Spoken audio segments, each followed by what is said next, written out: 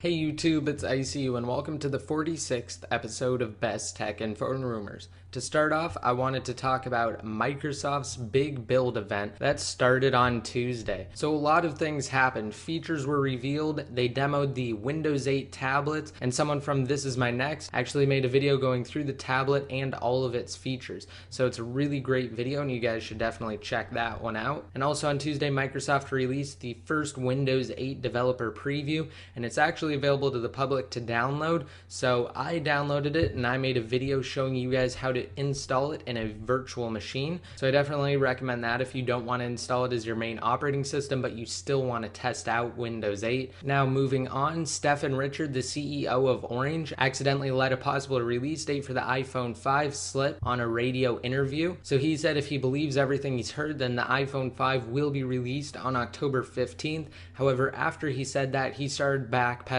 by saying that as of now, nobody knows the real release date of the iPhone 5. Also, a new report citing inside sources suggests that Apple has just completed a version of the iPad that can run on Sprint's network. Now, even though the Verizon iPad could easily be switched over to work on Sprint because they're both CDMA iPads, they decided to build a whole new iPad, at least according to this report. And because they're building a completely different iPad, it just makes you wonder whether or not the iPad will actually be 4G or not. Also on Tuesday at Microsoft's Build conference, they confirmed that Windows 8 PCs will actually have Xbox Live and users can play games with their friends and they can enjoy their favorite media such as pictures, videos, and music. Moving on, it's been reported that a developer dug through the framework for OS X Lion's iChat and discovered 2 new lines of code. So this could mean that Apple is preparing iChat for iMessage integration, and if this is true, then Mac users will be able to communicate with iDevices on iOS 5. Also, if you guys want to see a great comparison video of an iPad 2 running iOS 5 and a Windows 8 Slate tablet, then you can check it out.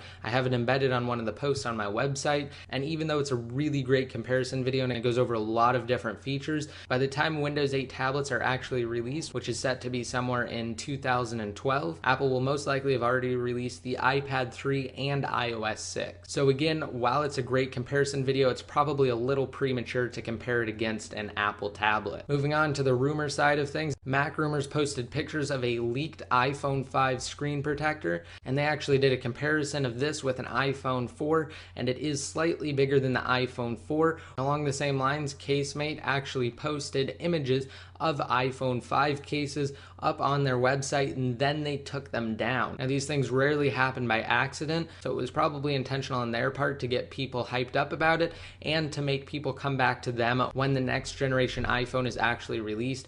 And then once they took it down, they replaced it with a page that basically is a sign-up page for you to put in your information and be notified when the cases are available. And it also has some information that's been widely accepted among the community about the iPhone 5. Now another new report suggests that Apple will indeed release an iPhone 5 model as well as an iPhone 4S model. It's said to be a slightly modified version of the iPhone 4, and the iPhone 5 will definitely be a completely redesigned iPhone, and according to the report it will have an 8 megapixel camera and it will have a bigger screen. They also said it will be announced this month and released somewhere around October 7th. Now while this isn't really new information, the source is what's interesting. It comes straight from the New York Times, which as most of you guys know has a really great reputation. So that's it for this episode. I hope you guys liked it. Please remember to rate it up and hit that subscribe button to be notified every time I release a new video. I will have links to everything I talked about in today's episode down below in the more info,